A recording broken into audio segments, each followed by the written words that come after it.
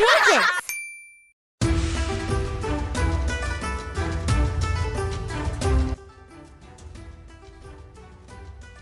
Once upon a time, there were 10 suns in the sky.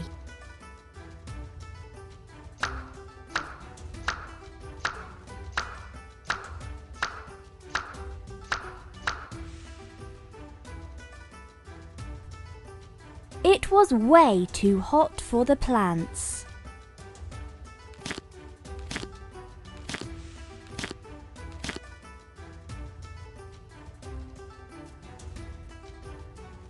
But one man decided to save the earth.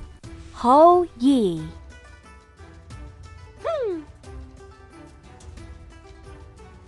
Ye shoots 9 of the 10 suns.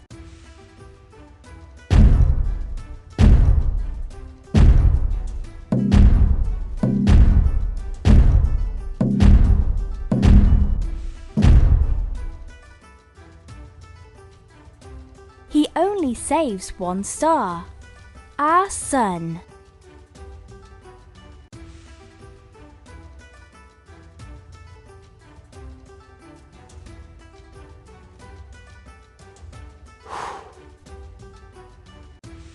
Ye wins a magic pill because he has saved the earth.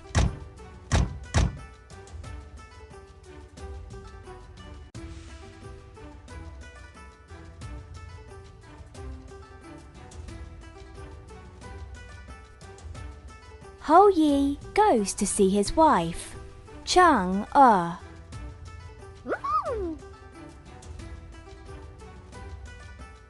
Ye does not want to be immortal so he can stay with her.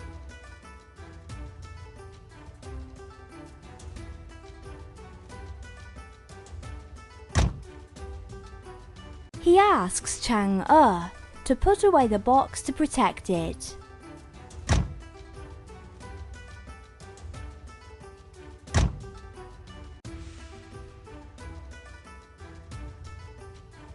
But a robber wants to seize the magic pill.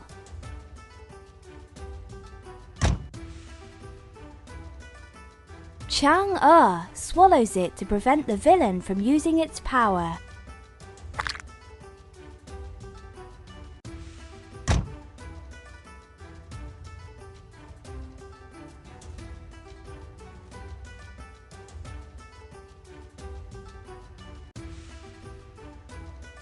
Ye is now sad because he is lonely.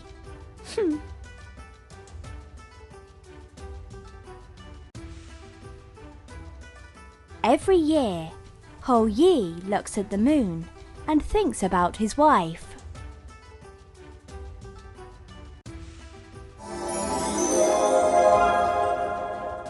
He eats Chang-e's favorite cakes.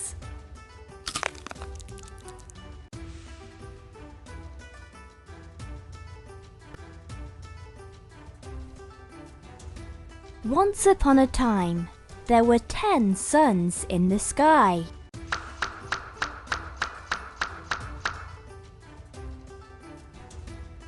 It was way too hot for the plants.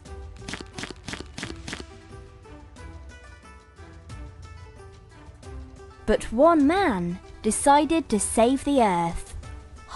Ye. Ye shoots 9 of the 10 suns.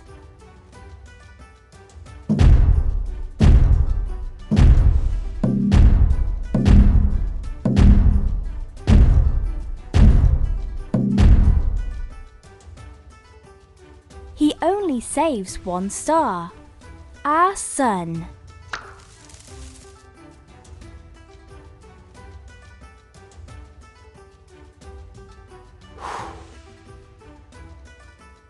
Ye wins a magic pill because he has saved the earth.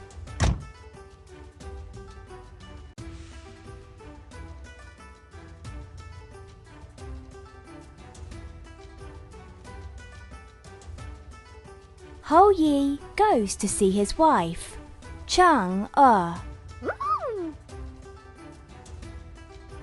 Ye does not want to be immortal so he can stay with her.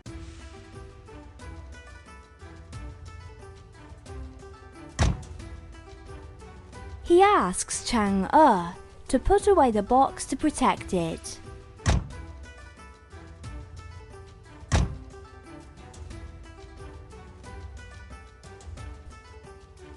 But a robber wants to seize the magic pill.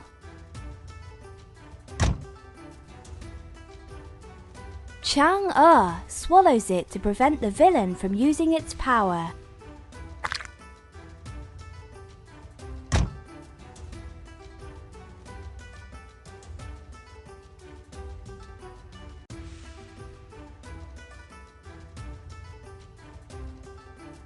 Hou Yi is now sad because he is lonely.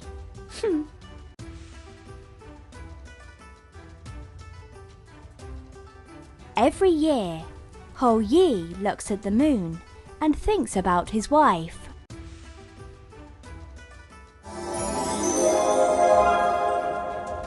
He eats Chang'e's favorite cakes.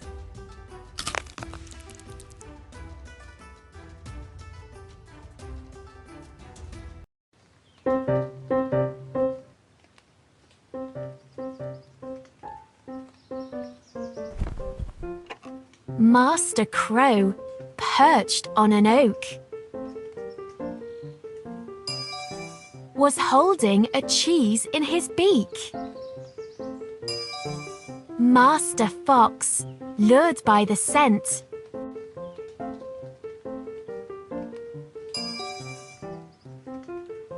spoke more or less like this. Good day, my dear Sir Crow. How smart you are. How debonair you are. In truth, if your song be as fine as your plumage,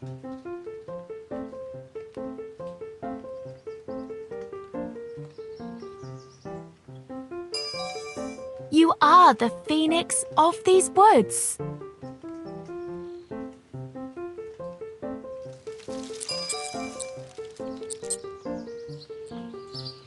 At this, the crow grew wild with glee.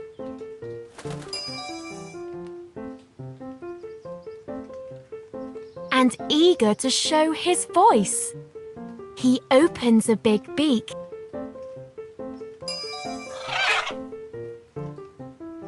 and drops his treasure. The fox snaps it up, saying, "My dear sir, learn that every flatterer depends on an audience to live at ease. This lesson is doubtless cheap as a cheese."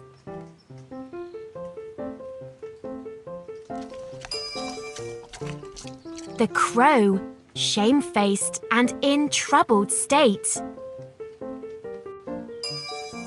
vowed to be tricked no more, a little late.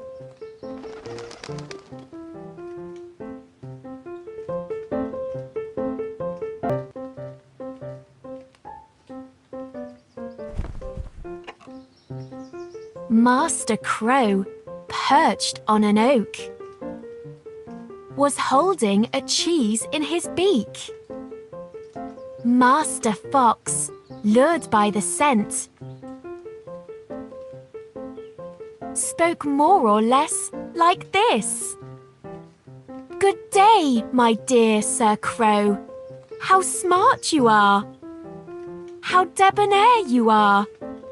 In truth, if your song be as fine as your plumage, you are the phoenix of these woods.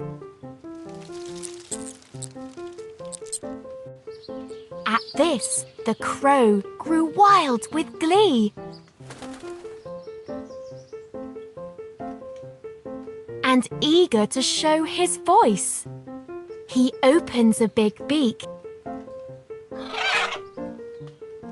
and drops his treasure. The fox snaps it up, saying, "My dear sir, learn that every flatterer depends on an audience to live at ease. This lesson is doubtless cheap as a cheese. The crow, shamefaced and in troubled state, vowed to be tricked no more, a little late.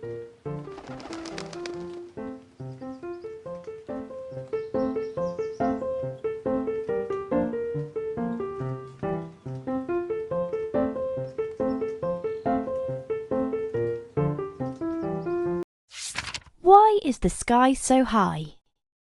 A long time ago, heaven and earth were very close, so close that the clouds almost touched the ground. Humans could simply stretch out their hand to take whatever they wanted. But one day, a very ordinary event upset everything and moved the sky far from us.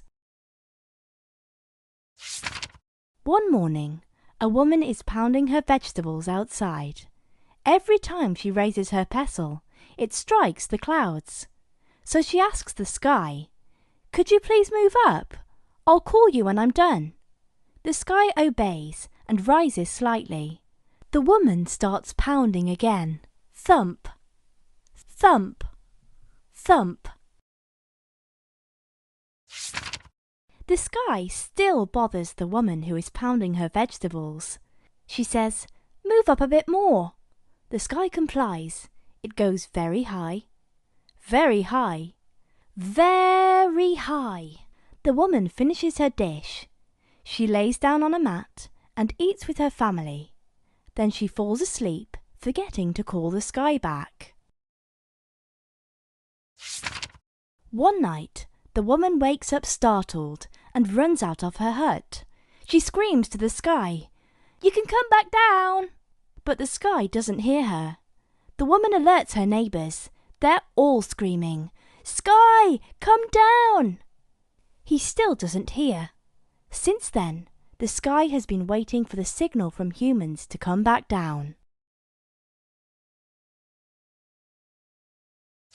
The boy with big ears. In a distant country, long ago, a governor lived with his son, who had very big ears. To avoid being teased by other children, the little boy always wore a large hood over his head. To guard this secret, the governor made hairdressers come to the palace, so his son's hair was cut out of sight. At the palace, hairdressers come one after the other, and none can help but ask the boy about his big ears. Each time, the governor throws them in jail. One day, a new hairdresser arrives. He has the reputation of being very discreet. Nevertheless, the governor warns him against possible indiscretions. After cutting the little boy's hair, the hairdresser's body begins to swell. The weight of the secret is too much for him to bear. To free himself, he walks over to a well and screams, leaning into the void, "The governor's son has big ears!" A frog, hidden in the well, hears the secret and spreads it through the city. The news reaches the governor. Furious, he summons the hairdresser, who swears he never revealed the secret. The little boy is touched by the sincerity of the hairdresser. He begs his father to spare him. After all, the secret is known to everyone now. The boy adds, "I shouldn't be ashamed of being different." Freed from his secret, he now goes out and plays with the other children without a hood.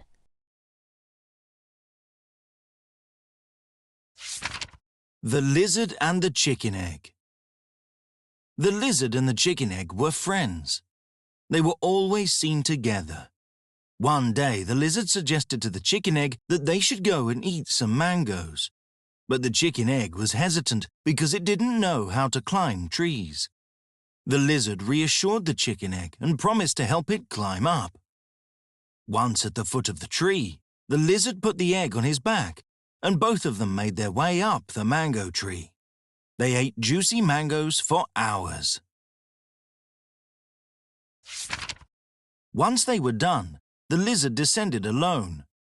The chicken egg asked for help, but the lizard refused. So the two friends began to argue. A spider that was passing by asked them what the argument was about. After listening to both versions of the story, the spider said, "Lizard, you are wrong. You cannot go back on your word." The lizard replied, "I had promised to help the chicken egg climb up, not come down." The spider tried to reason with the lizard, but in vain. After the spider left, the chicken egg begged the lizard to gather some leaves to cushion its fall. The lizard gathered leaves, but hit a rock under the pile. The chicken egg fell and broke on the rock. The lizard immediately started laughing and dancing. But while it was dancing, the lizard did not see creeping grass approaching. The creeping grass cut the lizard's finger. In turn, the creeping grass started laughing and dancing.